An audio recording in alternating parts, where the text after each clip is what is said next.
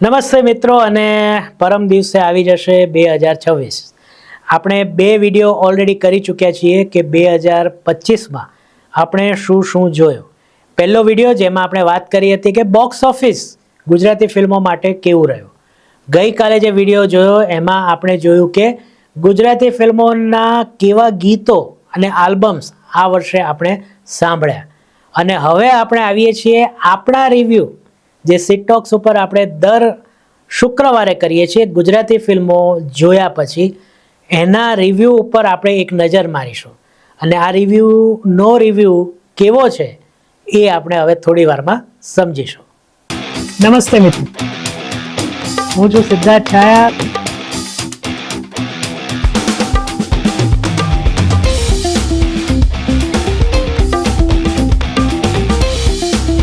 તો સ્વાગત છે તમારું સિટ ટોક્સમાં.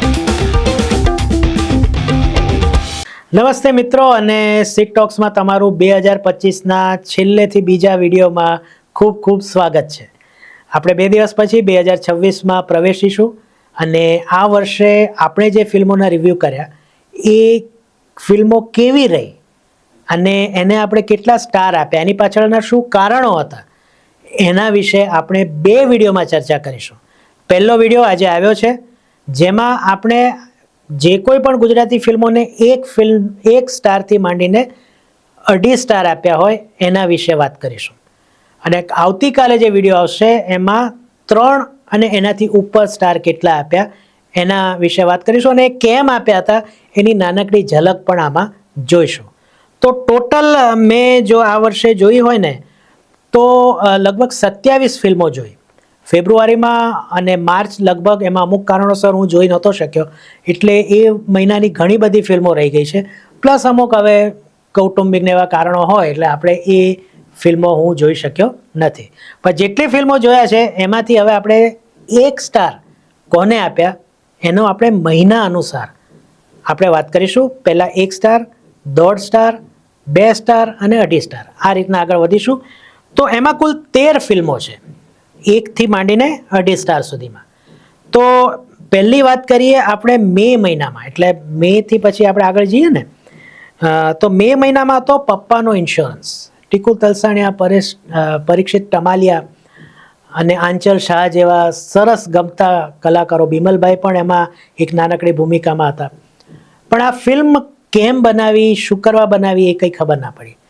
એકદમ પરીક્ષિત અને આ બધાનો દુરુપયોગ થયો હોય એવું મને સ્પષ્ટ લાગ્યું. કોઈ એક્ટિંગમાં બીજા બધાની ઠેકાણા નહીં, સ્ટોરીમાં ઠેકાણા નહીં. એક જે એનો જે પેલો ટ્રેક હતો એ તો છેક છેલ્લે 20 મિનિટ બાકી હતી ત્યારે ખાસ ઉમેરવામાં આવ્યો. તો આ બધો કારણસર અને ખૂબ બોરિંગ ફિલ્મ હતી, એને કારણે એને 1 સ્ટાર આપવામાં આવ્યો હતો. ત્યારબાદ હાલમાં ડિસેમ્બરમાં પહેલાં જીવ આવી. ડિસેમ્બરની છેલ્લી એટલે આ વર્ષની છેલ્લી 2 મૂવીઝે બહુ જ ડિસઅપોઇન્ટ કર્યા. એમાંથી જીવમાં એનો પ્રયાસ સારો હતો પણ ફિલ્મ ખૂબ પ્રીચી બની ગઈ અને કહેવાય ને કે એન્ટરટેનમેન્ટના નામે કંઈ જ વાત નહોતી. ફિલ્મમાં તમે મેસેજ આપો તો એન્ટરટેનમેન્ટનો થોડોક તો વઘાર હોવો જોઈએ એવું હું વ્યક્તિગત રીતના માનું છું. અને વેલજીભાઈનું જીવન ઉત્કૃષ્ટ હતું, બહુ જ સરસ હતું, પણ ઘણી બધી ભૂલો મને એમાં જોવા મળી અને એને કારણે મેં એને 1 સ્ટાર આપ્યો. ત્યાર પછી હાલમાં જ ક્રિસમસના દિવસે જે રિલીઝ થઈ એ વંદે ભારત વાયા USA, એનો તો મેં એક અલગથી રિવ્યૂ કર્યો છે જે તમે ખાસ જોજો. અને એમાં ફિલ્મ એટલી બોરિંગ હતી કે પહેલી 5 મિનિટ પછી જ થયું કે હવે આ ફિલ્મ પતે તો સારું. પણ ફિલ્મ 2 કલાક 7 મિનિટ લાંબી હતી અને છેક સુધી બેઠા પણ ક્યાંય કોઈ મેળ નહીં. મલ્હાર ઠાકરે પણ આ ફિલ્મ કેમ સ્વીકારી હશે એ સવાલ થાય.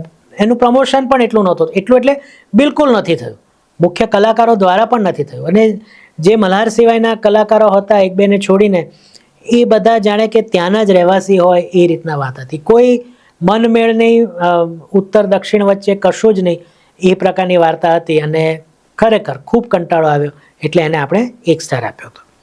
ત્યાર પછી આપીએ 1.5 સ્ટાર. તો 1.5 સ્ટાર ફક્ત એક જ ફિલ્મને આ વર્ષે આપ્યો છે અને એ જૂન મહિનામાં આવેલી ગોતી લો. અગેન એક બહુ જ વધારે પડતી સમજણ આપતી મૂવી હતી અને મોબાઈલ જે આપણે આ બધા હાથમાં લઈને ફરીએ છીએ એના સારા નરસા પાસા બંને હોય છે. નર્સના કદાચ વધુ છે પણ સારા છે એને આમાં મોટે ભાગે અવોઇડ કરવામાં આવ્યા છે અને એને કારણે એ ખૂબ પ્રીચી બને અને મોબાઈલની પણ મોન્સ્ટર હોય, મેં રિવ્યૂમાં એ શબ્દ વાપર્યો હતો, એવી એક આભા ઊભી કરવામાં આવી. મનોજ જોશી અને મકરંદભાઈ જેવા કલાકારો હતા તેમ છતાં આ ફિલ્મ બચી શકી નહીં અને આપણે આપણા રિવ્યૂમાં એને 1.5 સ્ટાર આપ્યો હતો. ત્યાર પછી 2 જે હોય ને સ્ટાર, એની તો ઘણી બધી ફિલ્મો આવી છે અને 1, 2, 3, 4 ને 5 ફિલ્મો 2 સ્ટારવાળી. એમાંથી જાન્યુઆરીમાં આવી હતી કાશી રાઘવ.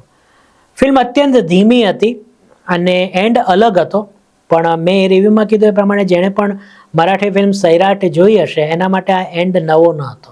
ઉલટાનો સૈરાટની જો કક્ષાએ મૂકવામાં પ્રયાસ કરવામાં આવે તો એ ખૂબ નબળો એનો એન્ડ હતો અને અચાનક જ અને પ્રિડિક્ટેબલ થઈ ગઈ હતી છેલ્લી 15-20 મિનિટ ફિલ્મની. જયેશ મોરે અને દીક્ષાની એક્ટિંગ ખૂબ સરસ હતી. 3 ગીતો પણ બહુ સારા હતા જેના વિશે આપણે ગઈકાલના વિડીયોમાં વાત કર્યા, પણ સમહાવ એ અહીંયા ટચ ન થઈ. પછી માર્ચ મહિનામાં આવી મલ્હાર ઠાકરની ઓલ ધ બેસ્ટ પંડ્યા. ફિલ્મની શરૂઆત બહુ જ સરસ હતી અને જે કહેવાય ને કે મલ્હાર ઠાકર અને દર્શનભાઈ વચ્ચેનો જે સંબંધ છે એ શરૂઆતમાં જોવાની મજા આવી, પણ પછી એ સંબંધ એસ્ટાબ્લિશ કરવામાં ક્યાંક ભૂલ થઈ ગઈ અને કોર્ટરૂમ ડ્રામા છે એમાં કોર્ટરૂમ દેખાયો જ નહીં, ડ્રામા જ દેખાડ્યા. જજ સાહેબ હતા એ વારે વારે કોર્ટ સસ્પેન્ડ કરી દે, બધાને બહાર મોકલી આપે, આ જ બધું થતું હતું. મેં એમાં મારા રિવ્યૂમાં ટિપ્પણી પણ કરી હતી કે મલ્હાર ઠાકર જે છે તો કોઈ પણ વકીલ હોય ને આ પ્રકારના વાળ એટલે કે હેરસ્ટાઈલ લઈને કોર્ટમાં છૂટ હોય અને જે સરકારી પક્ષના જે વકીલ હતા એમને એટલા બધા મતલબ ઓવર ધ ટોપ પરફોર્મન્સ કરવાનું કીધું કે વકીલ જ્ઞાની કરતાં મેં એમાં પણ કીધું કે 1.5 ડાય વધુ લાગતા. આ કારણોસર મને ફિલ્મ ન ગમી અને એને કારણે મેં એને 2 સ્ટાર આપ્યા હતા. ત્યાર પછી એપ્રિલમાં આવી આંટીપ્રિન્યોર અને એમાં ઘણી બધી ભૂલો નીકળી. ખાસ કરીને મુંબઈ જેવું લાગતું નહોતું.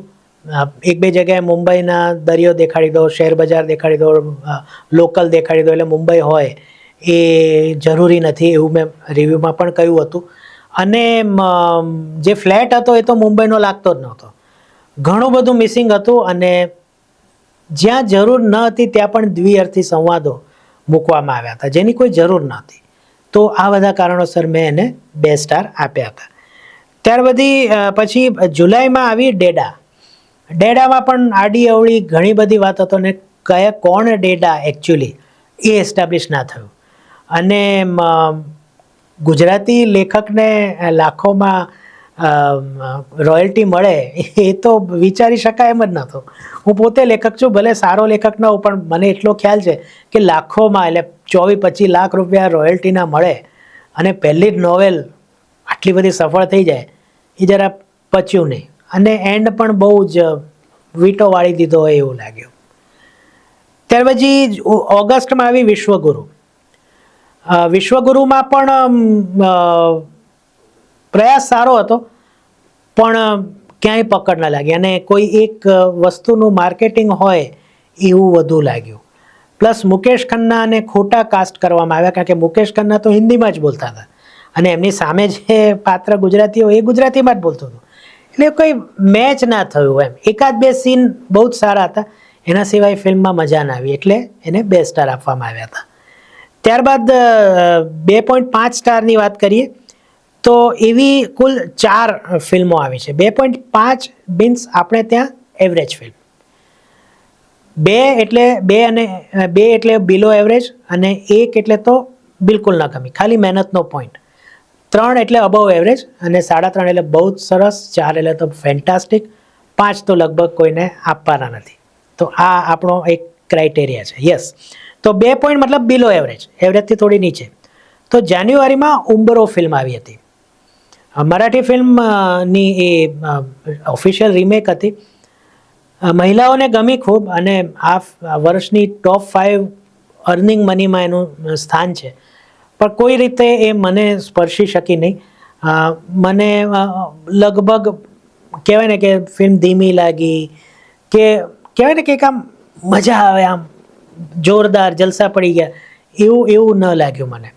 અને એકાદ બે કલાકારોની એક્ટિંગ સિવાય ખાસ કંઈક મને લાગ્યું નહીં એમાં, એટલે એને 2.5 સ્ટાર આપ્યા હતા.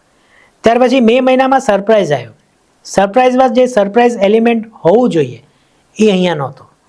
3-4 વખત હીરો આવીને કે સરપ્રાઈઝ, અને ત્રીજી વાર તો પછી આપણને થાય કે ઓકે આ જ આવશે, હવે આમાંનો આ જ વ્યસ્ત. છેલ્લે તો જ્યારે પેલી કાર આવે ત્યારે ખબર પડે કે આ ભાઈ આ પેલા જ હશે, એટલે મેં એમાંય લખ્યું હતું. એક સીન છે જેમાં સામે હોટલમાં રહેનારા લોકો હોય છે પણ લોબીમાંથી ક્રોસ કરીને બીજા રૂમમાં જાય છે, એ તો લોજિક ક્યાંય સમજાયું જ નહીં. આ જ ડાયરેક્ટર અને લેખકની ફિલ્મ આગળ આવી ગઈ હતી લોચા લાપસી, જેણે ખૂબ મજા કરાવી હતી, પણ અહીંયા બંનેએ નિરાશ કર્યા. ત્યાર પછી મે મહિનામાં 2.5 સ્ટારવાળી ફિલ્મ આવી શુભચિંતક. ઇન્ટરવલ સુધી બહુ મજા આવી, એટલે મસ્ત.